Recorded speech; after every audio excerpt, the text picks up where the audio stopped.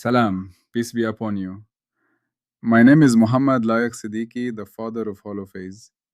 We placed pattern before object. Phi is circular comparability, and only differences are public. Every claim declares window, scope, assumptions, and type, separating claim, certificate, and artifact. Local structure is read by lifts, with carrier A equals D phi A and finite jet signatures, readable as cadence, texture, and flow. Boundaries and excisions belong to identity. Stitching yields winding, holonomy, and defects. Identity is lawful equivalence. Persistence and null are disciplined verdicts. Change is lawful transformation. Adjacency, conservation, generation with source accounting, provenance, stochasticity, derived readouts, expressed physics, observer closure, and the measurement certification loop. Measurement as certified phi pattern interaction. We now stand at the place where many stories about knowledge usually break. Most people carry a quiet picture in their heads. There is a world out there, solid and complete. And there is a watcher in here who looks, notes, and writes down what is already true. In that picture, measuring is like copying. A ruler simply reveals length. A thermometer simply reveals temperature.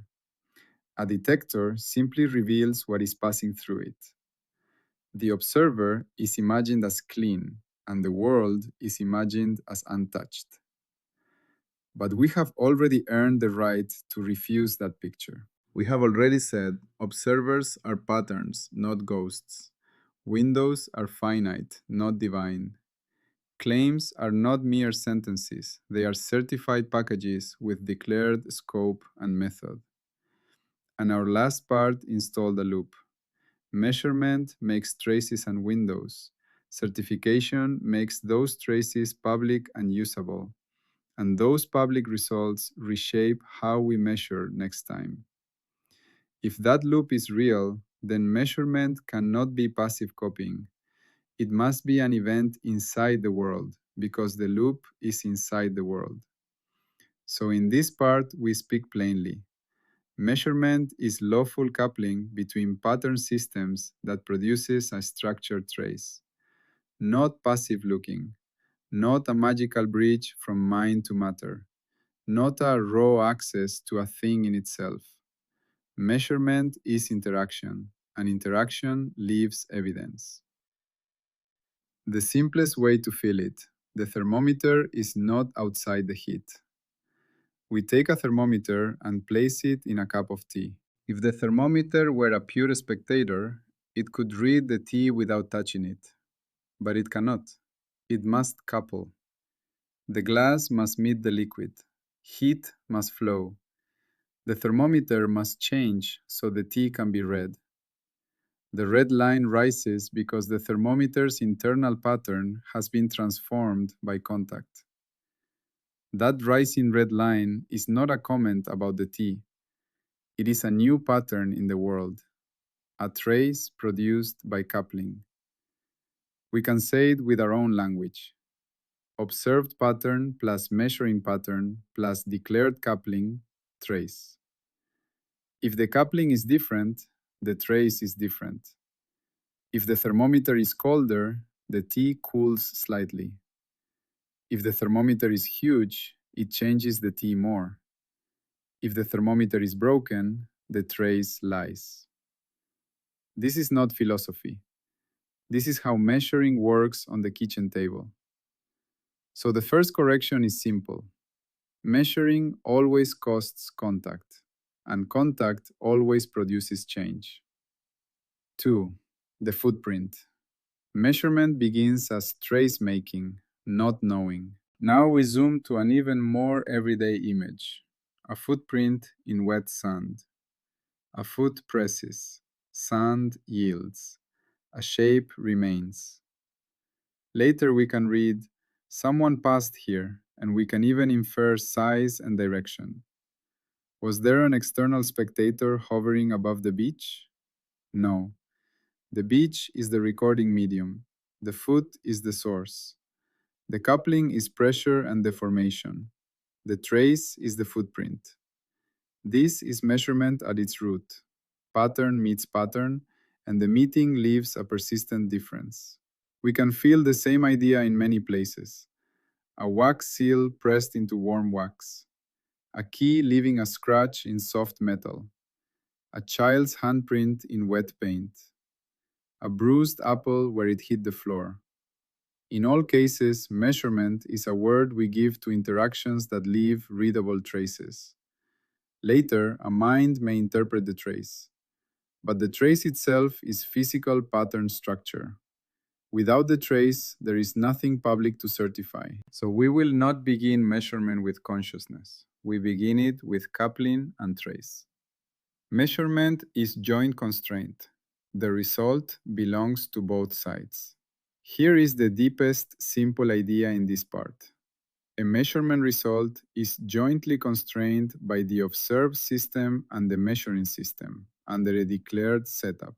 This is why two rulers can give slightly different readings. This is why two thermometers can disagree. This is why a camera can overexpose. The reading is not a pure property of the target. It is a property of the interaction. Think of a handshake. A handshake does not belong to one person. It is a joint event. The feel of it depends on both grips, both pressures, the angle, the timing, the mood, the gloves, the cold air. If someone says that handshake was strong, we are describing an interaction outcome, not a substance located in one person. Measurement is like that handshake, except we formalize it. We specify the coupling protocol, we specify the window, we specify the trace format, we specify the readout mapping, we specify uncertainty. So we stop talking as if data is a gift dropped from the sky. Data is manufactured by interaction, under law, under setup, under limits. The bathroom scale. A whole world hides behind one number. We step onto a bathroom scale. It says 70 kilograms. In daily life, we treat that number as our weight. But in our discipline, we can see the whole structure behind it. The observed pattern, a body with mass distribution, posture, breathing. The measuring pattern, springs or strain gauges, electronics, calibration marks. The coupling, feet compressing the platform pushing back. The boundary and environment, level floor, temperature, vibrations, shoes. The readout mapping, volts to kilograms, units chosen, rounding rule. Change the floor angle and the number shifts. Step on with one foot and the number jumps. Replace the batteries and the reading stabilizes. Even our breathing makes the display flicker. So we learn a respectful habit. Measurement is never just the number.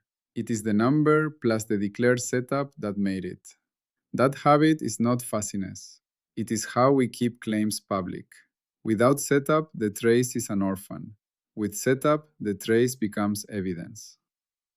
5. Measurement produces more than a number. It produces a trace world. When two pattern systems couple, they do not only yield a result. They produce a small world of consequences. At minimum, measurement produces a trace, a structured record, a mark, a waveform, a digital file, a pointer position. State change. The observed system may be disturbed, and the measuring system is certainly altered, because the trace is an alteration. New window possibilities. Once the trace exists, it can be compared, stitched, and certified. It becomes a new access channel for later observers. Uncertainty structure.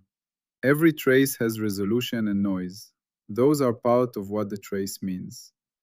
Provenance growth. The trace is now a node in lineage. Future claims can cite it, depend on it, or be revoked with it. A seismograph makes this vivid. The earth shakes, the instrument's mass lags. A pen scratches a wavy line. That line is not an opinion about the earthquake. It is a physical artifact produced by coupling between the ground motion and the instrument. It persists, it can be shared, it can be reanalyzed, it can be stitched with other traces from other stations. It can become public knowledge. So we do not say the earthquake produced data. We say the earthquake coupled to instruments producing traces that became certifiable artifacts. This is a small change in words, but it is a huge change in honesty. The microscope. Measuring changes what is there, and that is not a flaw. Now we move into the laboratory. A microscope shines light on a specimen and forms an image. The specimen is affected. It absorbs light, it heats, it may bleach. The instrument is affected. Sensor pixels accumulate charge, optics scatter, electronics drift. The trace is the image file, a new pattern. In ordinary talk, we treat this as an inconvenience. Measurement disturbs the system. In our framework, it is not an inconvenience, it is the definition. Measurement is a coupling event. The event leaves a trace. Disturbance is not an error, it is a feature that must be declared and bounded. This is why we need uncertainty and why we need setup declarations. If the coupling is strong, we can still certify, but we must say what we did and what it costs. A loud example: measuring the pressure in a bicycle tire. We attach a gauge, air escapes into the gauge, the pressure drops slightly, the measurement changed the thing measured. Yet, the trace can still be useful because the change is small and bounded. We can even correct for it, but we cannot pretend it did not happen. So measurement is honest coupling. Our gates require that honesty. 7. Quantum measurement. The same structure with sharper teeth. Now we step down to the smallest scales where measurement feels strange. In quantum experiments, coupling can be so intimate that the act of measuring changes what is measurable. A photon is detected by being absorbed. An electron's path is inferred by interaction that alters it. The trace is not what the particle was doing anyway. The trace is what happened in the coupling. This sometimes tempts people to say, the observer creates reality. We refuse that myth. We do not need it. We already have the right language. Measurement is a lawful interaction that produces a trace and transforms states. In the quantum case, the coupling is simply more intrusive relative to the system's scale. The joint constraint becomes unavoidable. The trace is still a pattern artifact, and it still needs setup declaration, calibration, and uncertainty. So the quantum lesson is not mind makes matter. The quantum lesson is, at small scales, coupling costs are large, and the trace is inseparable from the interaction protocol. Our framework can hold that without mysticism. 8. Setup dependence, the passport of measurement. Because measurement is interaction, a measurement claim must carry its passport. A passport is our short name for the declared setup that makes the trace interpretable and replayable. At minimum, when we claim a measurement, we must declare target pattern, what system we couple to; measuring pattern, what apparatus or observer system did the coupling; coupling protocol, how the interaction was performed; window, what variables were accessible and what were not; boundary conditions, what was included and excluded; calibration context, what standards or prior certifications make the readout meaningful; processing pipeline, what transformations turn raw trace into reported numbers; uncertainty, resolution, noise, bias bounds, and failure modes. This is why measurement belongs inside the measurement certification loop. Calibration is already a kind of certification. A ruler is a ruler because its markings were produced and validated through prior loops of comparison. There is no first measurement that floats free of history. Every measurement inherits a tradition: tools, units, procedures, and error disciplines. That inheritance is not shameful. It is the engine of public knowledge. So when we speak of raw data, we remember raw data is already cooked by apparatus. The honest move is not to pretend it is raw, but to show the recipe. 9. Traces are not outside reality. They are reality's own new wrinkles. Here we make a statement that sounds strange until we feel it. A trace is not an arrow pointing out of the world toward the world. It is a new wrinkle in the world. A photo is a physical state of a sensor and a file system. A thermometer reading is a physical configuration of matter and electrons. A lab notebook entry is ink molecules on paper. A brain memory is altered synapses. A fossil is mineralized structure. A spectrum is a recorded waveform. Because traces are patterns, they can be studied with the same tools we use on everything else: differences, signatures, invariance, provenance. We can certify traces, compare traces, stitch traces, and find defects in traces. This is what makes measurement compatible with our program. We are not building knowledge on a ghostly foundation. We are building it on artifacts inside the same pattern world. Then, the measurement gate, how we keep measurement honest. Now we install the rigor layer in story form. When we make a measurement claim at the public table, our gate asks, did we declare the coupling or did we smuggle passive looking? Did we specify what trace was produced, in what format, and with what readout mapping? Did we account for how the interaction changed the target and the apparatus, at least within bounds? Did we declare setup dependence, window, boundary, calibration, environment, and processing? Did we attach uncertainty rather than pretending the trace is perfect? Did we attach provenance so this measurement can sit in a lineage graph and be audited later? If these answers are missing, we do not shame the claimant. We refuse the certification. We say, the trace may exist, but the claim is not yet public in the strong sense. Bring the passport, bring the lineage, bring the uncertainty, then we can certify. This is how measurement becomes a disciplined public act rather than a private impression. 11. Firewalls, what we refuse to let back in. Part 33 blocks several old habits that always return if we do not guard the door. We block the passive observation myth. We just looked. No, we coupled. We block the raw data myth. The numbers speak for themselves. No, numbers are readouts of traces produced by apparatus. We block instrument neutrality myth. The apparatus is irrelevant. No, the apparatus is half the joint constraint. We block mind-matter mystification. Measurement is a bridge from mind to world. No, measurement is world-to-world coupling. Minds are in the world too. We block hidden setup. If setup shapes outcome, it must be declared. These firewalls do not make science weaker. They make it clean. 12. Everyday life again. Measurement as care, not domination. When we live with this view, measurement becomes gentler and more precise. When we taste soup to see if it needs salt, we are not receiving a fact dropped into the tongue. We are coupling. Molecules bind to receptors, nervous patterns fire, memory compares, and a trace-like feeling guides action. The measurement is jointly constrained by the soup, our health, our expectations, and our taste window. When we ask a friend, how are we are not reading a meter, we are entering a coupling.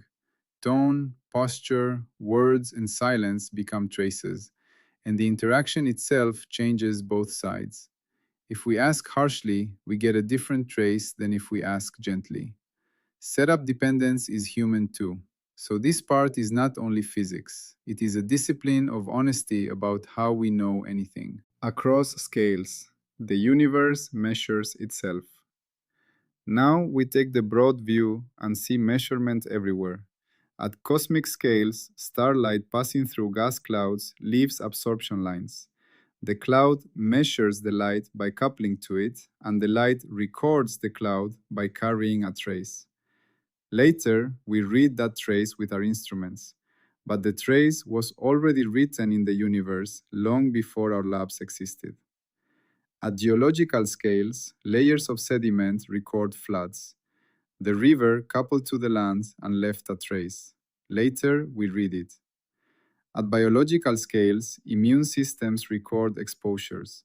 A pathogen coupled to tissue and left a trace in antibody patterns. Later, that trace shapes future possibilities. Measurement and memory blend. At technological scales, a server log records traffic. The network coupled to requests and left a trace in a file. Later, analysts read it. The moral is steady. Measurement is not an exotic act reserved for scientists. It is a universal pattern event, coupling plus trace. Closing. Why measurement naturally hands off to memory? At the end of this part, we hold one simple picture. Whenever we measure, we do not merely learn, we manufacture a trace. Some traces fade like a footprint in dry sand. Some traces persist like a footprint in clay that hardens. The persistent traces become memory, stabilized modifications that constrain future transformations. That is why the next part must speak about memory, not as something only in minds, but as persistent trace structure wherever patterns endure. So we hand off with one sentence we can carry. Measurement is certified interaction that writes traces into the world. Memory is what happens when those traces stay. A ruler, a map, and a star. Calibration is memory made physical. We consider a wooden ruler. It looks innocent, a strip with marks. Yet, every mark is a fossil of the loop we described in part 32.5. Someone once compared this ruler to a standard, or compared the machine that printed it to a standard, and so on back through a chain of certified comparisons. The ruler is trustworthy only because it carries inherited alignment with a public yardstick. So when we measure a table and say 2 meters, we are not pulling a number out of the table. We are joining 3 histories. The table's pattern, shaped by carpentry and humidity, the ruler's pattern, shaped by manufacturing and calibration, our procedure, shaped by how we place the ruler, read parallax, and round. The trace we produce, a written number, belongs to all 3. The same is true at cosmic scales. A telescope measures a galaxy by coupling to photons that have traveled for millions of years. But the telescope itself is a calibrated pattern, mirrors aligned, sensors characterized, timing synchronized. The trace, a spectrum or image, is not a picture of the galaxy in itself. It is a joint product of galaxy, interstellar dust, Earth's atmosphere perhaps, instrument response, and processing pipeline. So whenever we claim a measurement, we do not hide calibration in the basement. We elevate it into the claim structure. Calibration is how the past stays active inside the present trace. A simple equation used correctly. Measurement as a declared map. We do not need heavy mathematics here, but we do need one honest symbol. Trace equals to M saropat, target, apparatus, measurement inside the producting process. Mach measurement is always. This does not mean a mysterious function. It means, given a declared setup, the measurement process is a lawful transformation from a target and apparatus situation to a trace artifact. The setup includes boundaries, coupling protocol, and readout mapping. If we change the setup, we change M's setup, and we should expect a different trace. This number, we are really reporting reported value equals R of trace, where R is the declared readout rule. units, rounding, filtering, background subtraction. The point is not the symbols. The point is confession. We admit that the reported value is 2 steps away from the target, and each step is a declared auditable transformation. Error bars are not embarrassment. They are the shape of honesty. In daily life, we often treat uncertainty as weakness. In public knowledge, it is the opposite. Uncertainty is what makes a trace usable by others. When a kitchen scale says 70.0 kilograms, it looks confident. But if its true resolution is plus or minus 0.5 kilograms, the extra digit is theater. A better trace would be 70 plus or minus 0.5 kilograms, or at least a declared resolution. That declaration is not pessimism, it is a window description. Across scales, uncertainty is everywhere. A doctor scan has artifacts and limited resolution. A weather model has ensemble spread. A particle detector has background noise and misidentification rates. A survey has sampling error and bias. So in our discipline, uncertainty belongs to the trace, not as an afterthought, but as part of its meaning. A trace without uncertainty is like a map without a scale. It may look precise, but we cannot safely travel with it. Measurement as asking a question. The setup chooses what can answer. One last everyday analogy makes the setup dependence feel gentle rather than technical.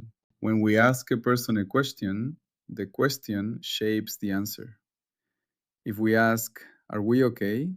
we invite a different trace than if we ask, "What exactly hurt?" The result is jointly constrained by the person's inner state and the conversational instrument we used. A measurement device is a kind of question we ask the world. A thermometer asks, "What temperature does this coupling settle to?" A microphone asks, "What pressure variations reach this membrane?" A voltmeter asks, "What potential difference drives this circuit response?" A collider detector asks, "What trace patterns match these interaction signatures?" So measurement is not finding what is already written. It is choosing a lawful way to let something write itself into a trace. This is why measurement can open new windows. By inventing new questions, new coupling protocols, we create new kinds of traces and therefore new kinds of public structure. The final seal of part 33. We end part 33 with 3 sentences we can carry into every future part. We do not observe by hovering. We observe by coupling. We do not obtain truth as a gift. We obtain traces as artifacts. We do not certify impressions. We certify trace-producing interactions with declared setup, uncertainty, and provenance. With that seal in place, memory is no longer mysterious. It is simply the special case where traces persist and remain active in shaping what becomes possible next again and again. Always, peace be upon you.